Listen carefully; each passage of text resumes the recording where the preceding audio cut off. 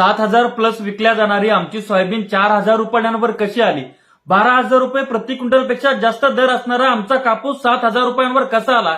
तर आमच्या तुरीला यावर्षी 16,000 रुपये क्विंटलपेक्षा जास्त दर मिळू शकला असता, परंतु तो कोणामुळे मिळाला नाही? या सर्व गोष्टीचं उत्तर जर शोधायला गेलं तर ते उत्तर आहे सरकार. आणि हे सरकार जर असंच करत राहिलं तर शेतकरी मेल्याशिवाय राहणार नाही.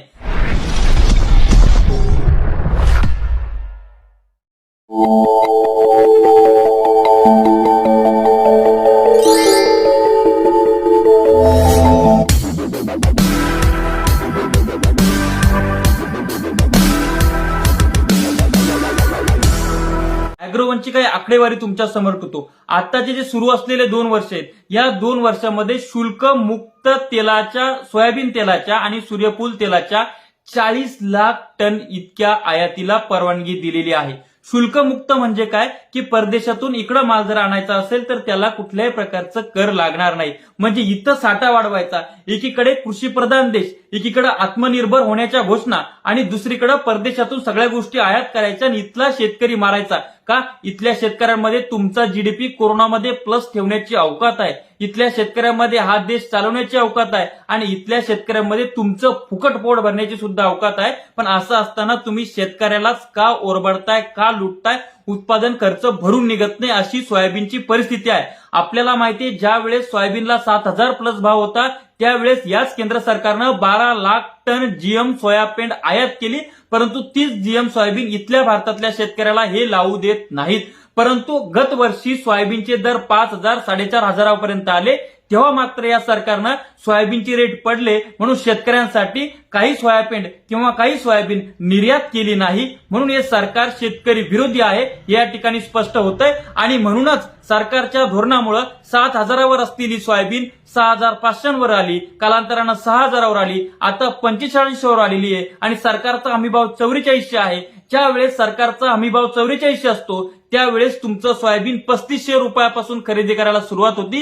ही वस्तुस्थिती आहे. आमदनी अट्टनीन खर्चा रुपये आमचा झालेला आहे. आम्ही काहीच बोलायला तयार नाही आहोत.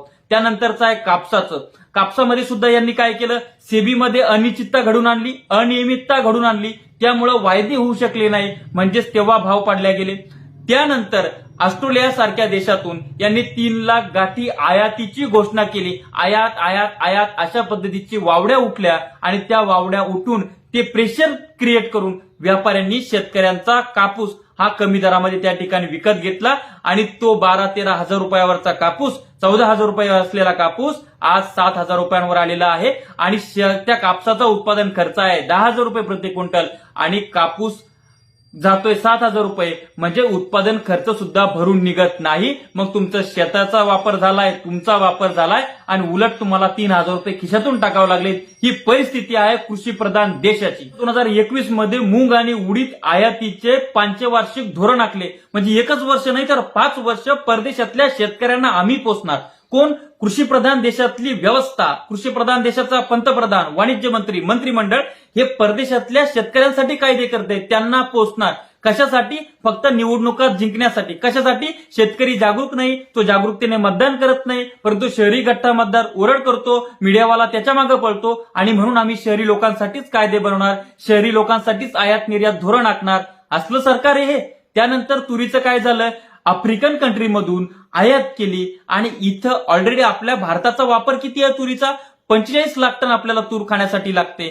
तर तो तुटवडा भरून काढण्यासाठी यांनी तिकडनं तूर आणली. अरे सध्या शेतकऱ्यांजवळ जितकी आहे तेवढी खरेदी करू द्या, तेवढी खरेदी करून घ्या. हमी भावापेक्षा जास्त दर जो मिळतो त्याला मिळू द्या. त्यानंतर शेतकऱ्यांकडे आता नाहीच आहे, त्यावेळेस तुम्ही असं शेतकरी मारणार नाही आणि ग्राहकाला सुद्धा परवडेल अशा याच्यात तुम्ही आयात केलं पाहिजे. तुम्ही टोमॅटोचं काय केलं? एकीकडे गल्लीपासून दिल्लीपर्यंत दांडकी घेऊन तुमचे टोमॅटो महाग झाले. तुम्हाला टोमॅटो किती नफा मिळाला? बंगला बांधला का? गाडी घेतली का? असं शेतकऱ्याला विचारत ही मीडियावाले सुटले. परंतु आता टोमॅटो तुमचा 9 क्विंटल पंढरपूरच्या शेतकऱ्यांनी टोमॅटो विकलेत आणि 9 क्विंटलची पावती आली 34 रुपये. आणि नेपाळवरनं सरकार टोमॅटो आयात करतंय.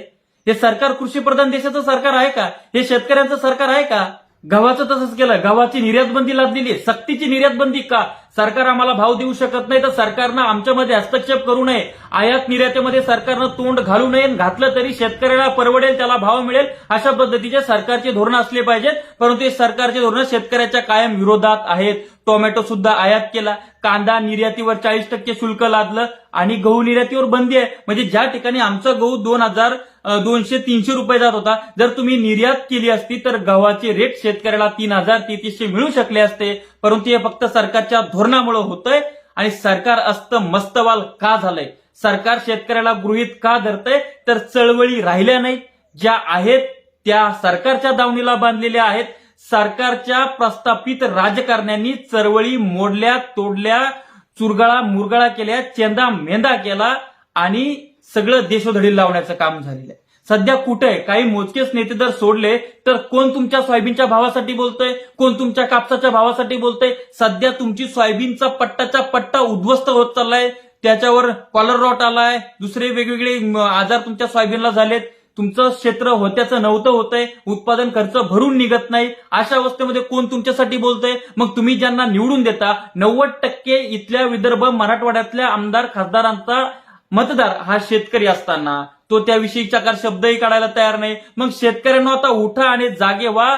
तुम्ही स्वतः मेल्यापेक्षा यांना मारून जगा, यांच्या बुडाला आग लावा, बाप दाखवण्याचं श्राद्ध घाल. या आमदार खासदारांची परिस्थिती तुम्ही केली पाहिजे. विधानसभेमध्ये कशासाठी जातात, लोकसभेमध्ये कशासाठी जातात, यांची धास्ती झाली पाहिजे की बाबा या कापसाला भाव जर मिळाला नाही, सोयाबीनला भाव जर मिळाला नाही तर आम्ही सिटिंग आमदार खासदार जे आहोत आम्हाला ही सरकार ही जनता पाडून टाकेल, म्हणून मला रस्त्यावर उतरावं लागेल. आणि हे रस्त्यावर आपल्यासोबत उतरले पाहिजेत. आपण यांना निवडून दिले, कशासाठी निवडून दिलंय, फक्त स्वतःचे घरं भरण्यासाठी. एकीकडे हे सगळे आमदार खासदार लोक, हे मंत्री लोक स्वतःच्या पुढच्या 70 पिढ्या कशा जगतील आणि त्या कशा मोठ्या होतील, उभ्या होतील यासाठी प्रयत्न करतायत. आणि तुम्ही मरत चाललाय.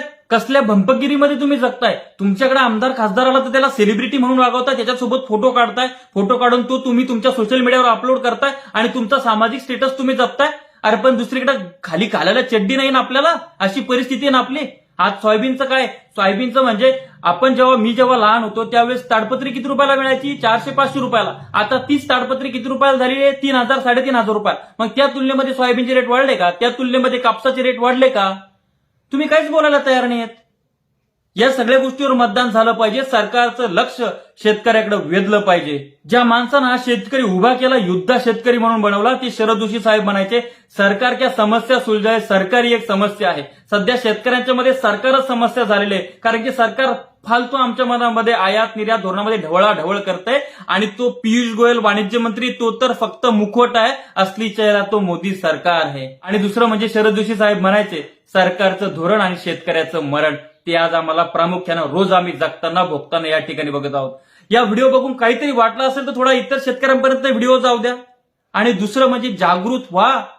कोणी नसलं म्हणून काय झालं, आपण सर्वांनी एकत्र येऊन ही चळवळ चालवली पाहिजे. आणि चळवळी जिवंत असल्या पाहिजेत आणि त्या जिवंत असलेल्या चळवळी सरकारच्या दावणीला बांधल्या गेल्या पाहिजे नाही. शोकांतिका या कृषीप्रधान देशाची की या कृषीप्रधान देशामध्ये सरकारवर वचक ठेवण्यासाठी शेतकऱ्यांची सशक्त दबावगट असलेली चळवळ संघटना नाही. व्हिडिओ कसा वाटलाय कमेंट्स करून व्यक्त व्हा, इतर शेतकऱ्यांना पाठवा आणि जेणेकरून आता सगळेजण हुशार व्हा, या गोष्टीवर मतदान करायला शिका.